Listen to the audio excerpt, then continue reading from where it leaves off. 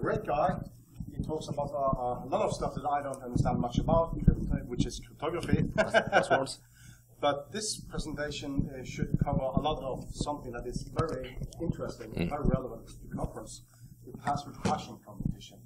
I don't know if all of you have heard about it, but password hashing competition, well, he will introduce all this and the different candidates that are part of the competition. So please listen carefully. Sophie? Thank you.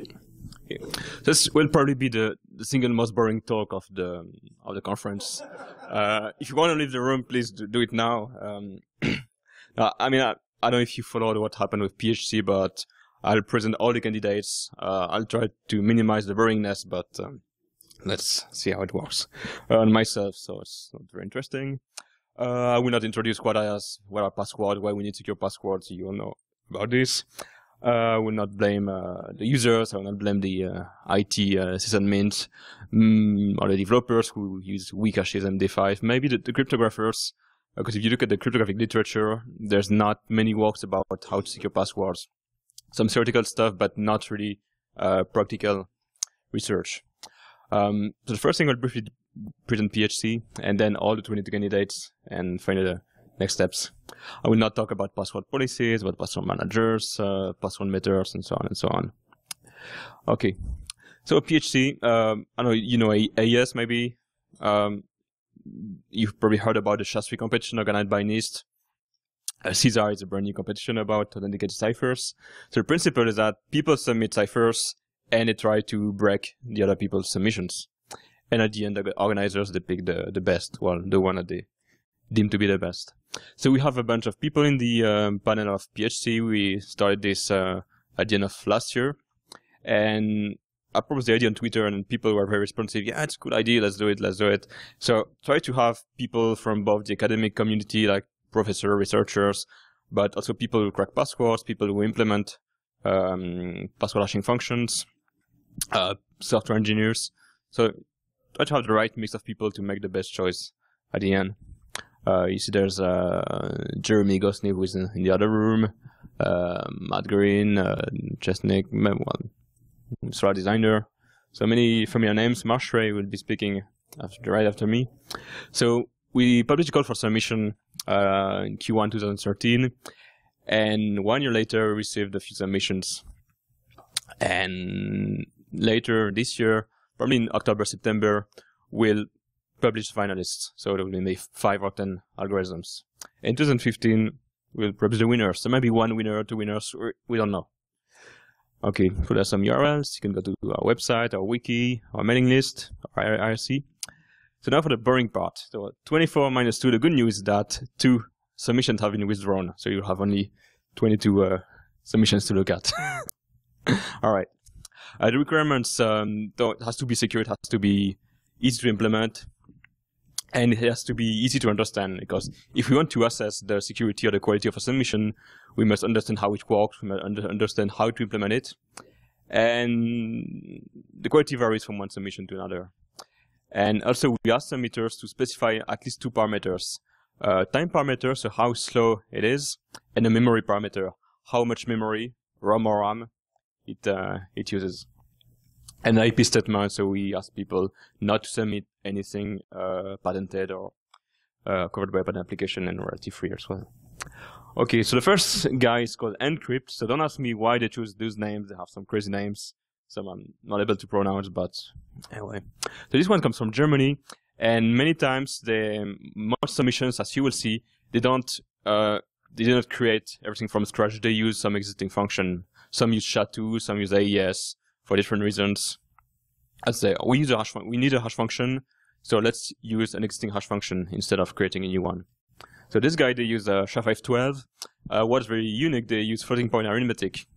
It's a bit strange because it's not extremely well defined, so depending on the platform, you may not get the same result if it's not properly specified. So I don't know if they specified it well enough, but that's something that we're looking at. What's been interesting compared to the others, they specify in the algorithm 2 different parts. The part is supposed to bring the cryptographic security, and the one is supposed to bring the computation hardness. Okay, that may facilitate the analysis of the submission, because you try to break it, you may look just at the crypto part, and you want to optimize it, look at the computation part. So I think it's a clear and well-motivated design.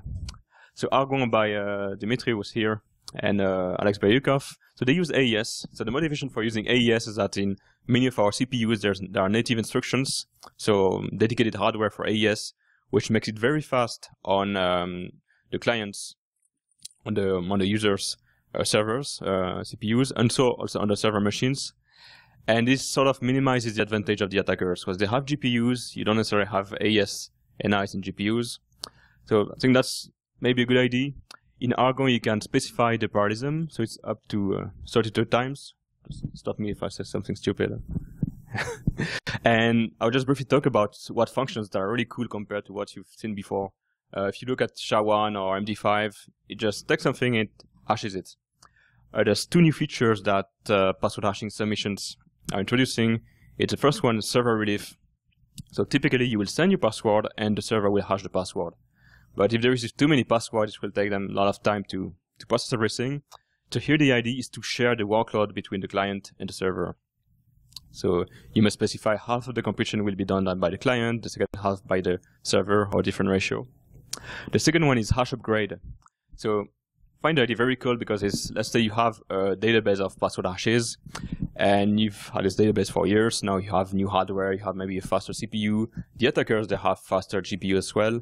So you want to upgrade the hashes to something stronger. So instead of asking for password reset for the new password or all the users, you will just take the hashes and upgrade them, transform them to something stronger without knowing the original password. Okay. So I'm going to provide this feature, and compared to other submissions, they have a quite decent security analysis. I don't even have proofs, but bounds of security, theorems, things like this. Yeah. Okay. Battcrypt by Steve Thomas. So I don't know if Steve is already there. He's coming from Chicago. He's giving a talk later today. Yeah, very different. So they use Blowfish.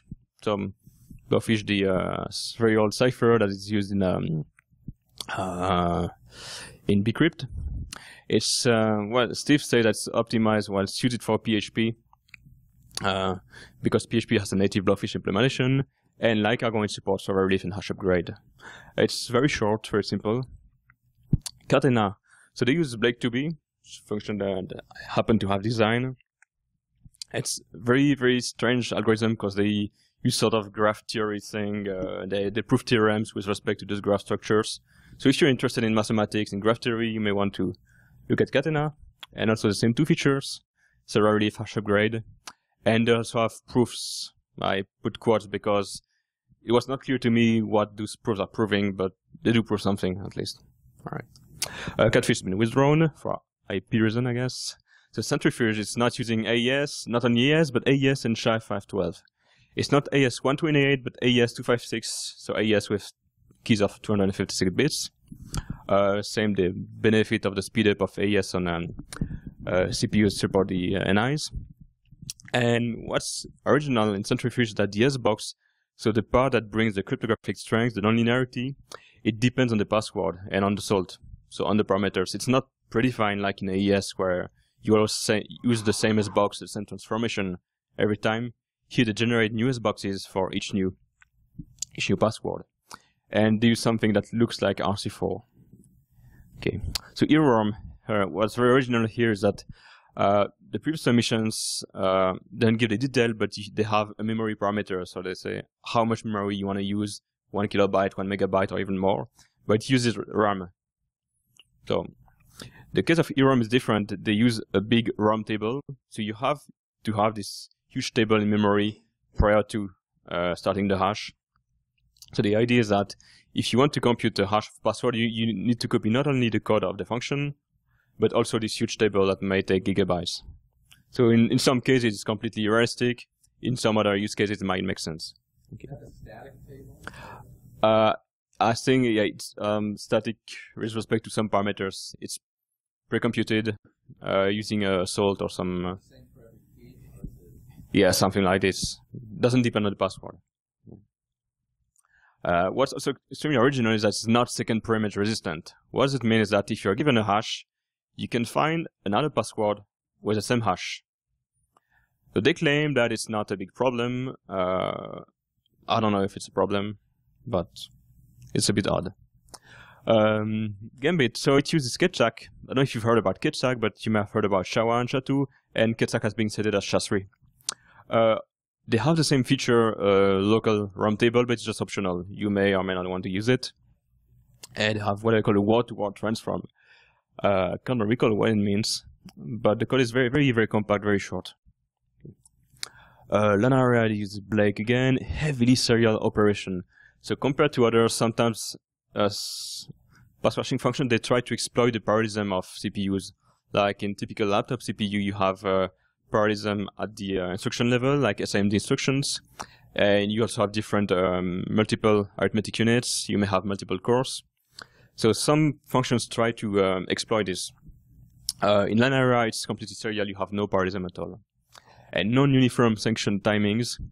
And the idea is to mitigate pipelining in hardware architectures. The runner doesn't know what he's doing, but he's the only submission to do this, and it supports hash upgrade.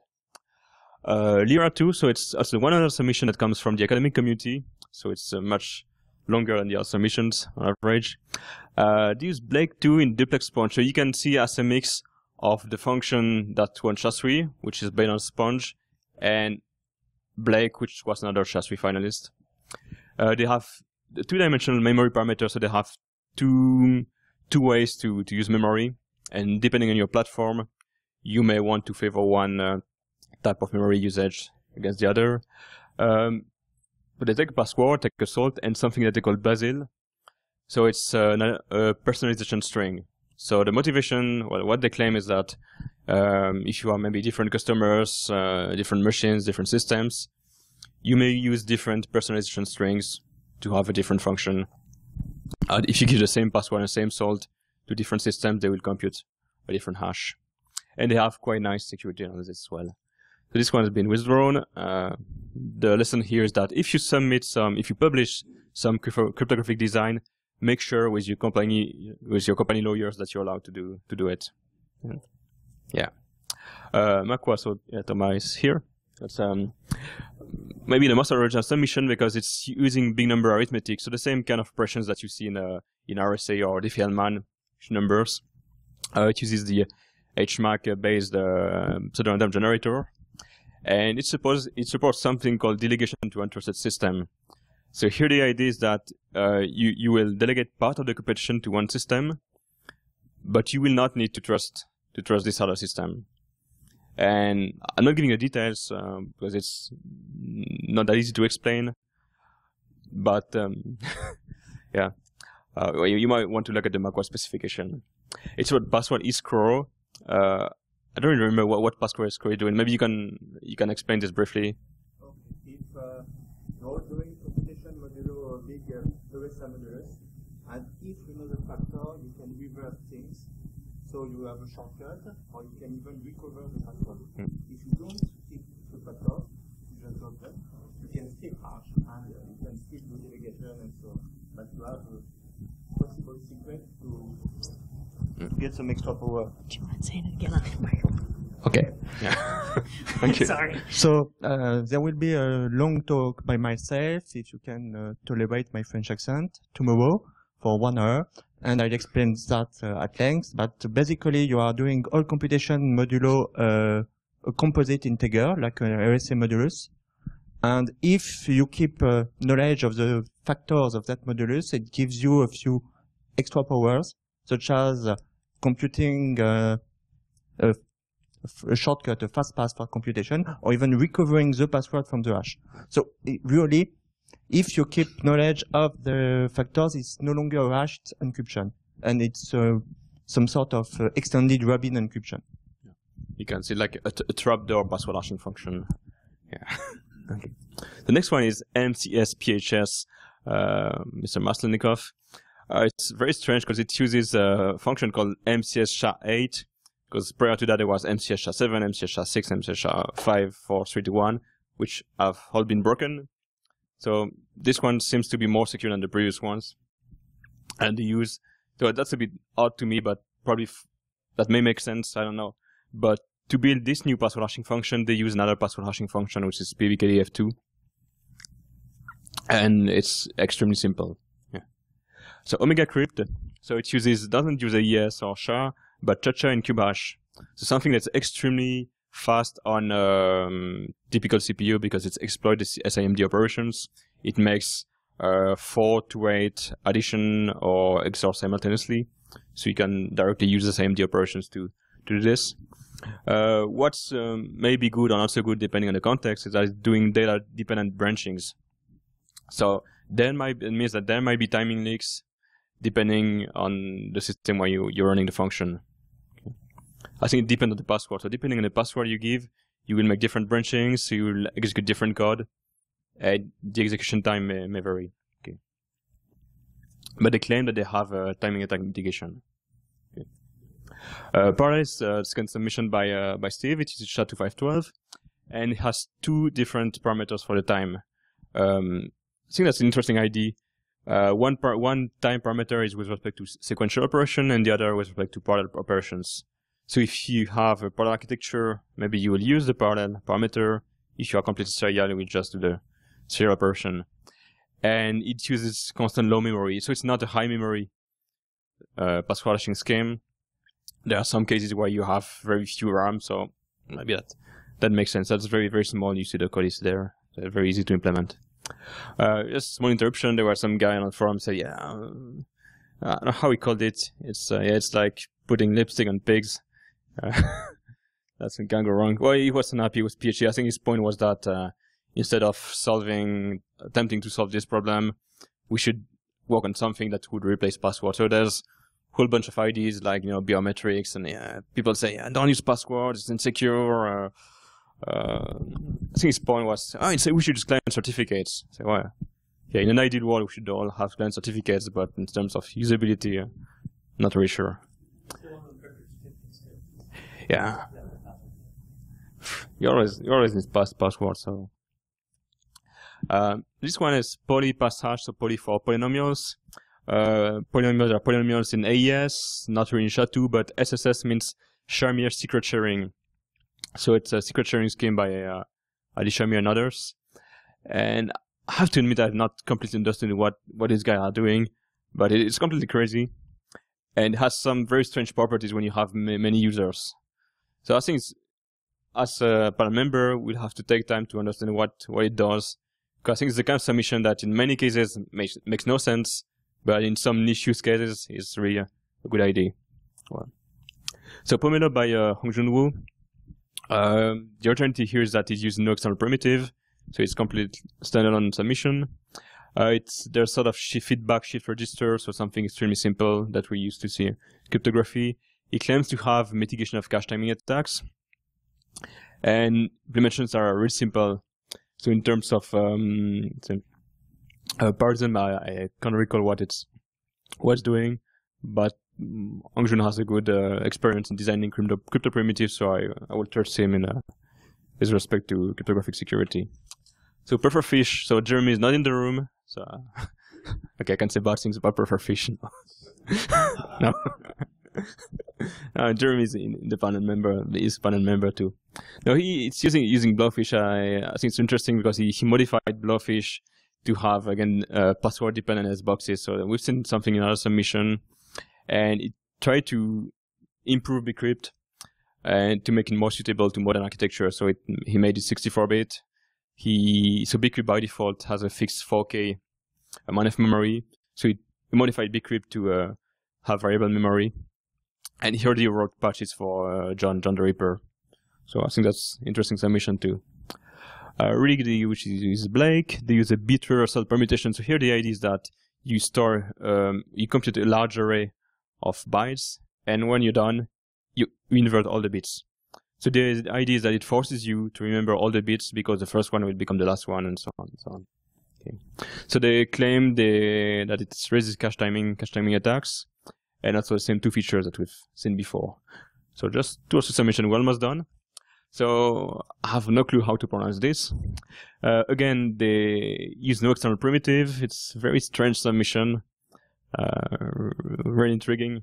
And he separates slow and big computation. So then maybe easier to analyze because One part is respect to speed, the other one is respect to memory, and they have another parameter for being more slow. So I still have to understand what it's doing. The Tortuga, that's a cool story because he said, yeah, I use Turtle from Matt Blaze, this famous cryptographer. So I never heard about Turtle. So I've been studying crypto since 2004-05. I never heard about Turtle. And it's a very strange cipher. You should look up the paper. It's something completely crazy. Matt Blaze, he was shocked that someone uses his design. I mean, this guy's out of his mind. I don't know. The key spawn structure. So like SHA-3, but with a key. I say it's simple because it looks simple, but maybe less simple than it looks. So two cats by Bill Cox. I think it's the penultimate submission.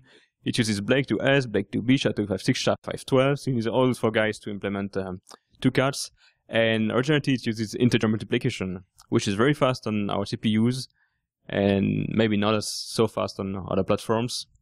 There's a tweakable thread and instruction level parallelism. So, like I said, if you have multi-threading, SMD instructions, you may take advantage of those with two cats. And again, the same two features. So that's the cats of Bill. Didn't find a picture to put. So Yarn, AES and Blake 2, parallelism parameterizable like in most emissions. And here the strange thing is 3-time parameter for distinct resources. So I don't remember the details, but maybe 1-time parameter is for addition, maybe another type parameter is for multiplication. That's the idea. It's very small, very compact. And the last one, we're almost done. So AES-Crypt by Solar Designer. Nobody is dead. Okay. So you may know Script, maybe the state-of-the-art password hashing scheme, which has some very nice property and a few not so nice property. So Alexi tried to improve it, to modify the script, to have a local ROM like we've seen before in, I don't recall the name. And he modifies SASA20, which is in script, with something that, according to his analysis, is slightly better. There's different parallelism option and supports server relief. So one might see it as something very sophisticated, very complicated, but on the other hand, it offers many options, many flexibility. That's not completely finished. The last part is well, what's going next, what the future, and how you contribute if you're interested. So like I said, we'll select the finalists soon. We started discussing with the panel how to vote, how to make this in a sort of rigorous way. And then we'll select the winners next year. We expect that they will become de facto standard because, well, nobody's really happy with the current state of the art as script, bcrypt, bkdf2, but we may or may not want to try to push the winners in some formal standard on our ISO, IETF, or NIST. We have some NIST people in the panel members, so they may help. One question I've been asked is, what about conflict of interest? Because some submitters are in the panel of PHC. So we discussed this, and what we'll do is that the people who submitted something in the panel, they will not be allowed to vote formally. So this has been accepted by all the panel members. What's the evaluation criteria is for security, in terms of cryptographic security, efficiency ratio, so how fast it's on a GPU on the attacker's device compared to the defender's device, and simplicity. We don't want something that takes weeks or months to implement, or that has too many dependencies. We want something to be as simple as possible. And we also look at extra functionalities, what I mentioned, hash upgrade, server relief, and the target application. So one submission may be really bad, I know, for scripting languages, but very good for native applications, and the other way around. Okay, so transparency, we have some private discussion, obviously, with the panel to decide who we will select. We'll see whether we publish our discussions later, but generally we try to be as transparent as possible to have most of the discussions public. We have this public mailing list, and a lot of the panel members are active on the mailing list. So if you want to get an idea of what people are thinking, you can register to the mailing list. And when we're done, we'll publish a final report to justify our choices, why we chose this one, and also why we did not choose the one we did not choose. So we need people to review the implementations that have been published, to write third-party implementation, because maybe the submitter is the only one to have implemented this function. We need independent implementation based on the specs. And we also need people to try to break the submissions, bit with respect to cryptographic security, side channel leakages, and so on. Okay, so I think I'm done. Hope it was not too boring. Please look at the wiki, the website, or email me if you're interested. Thank you. We're just going to move on directly on to the next talks. The short people are going to be around for later on.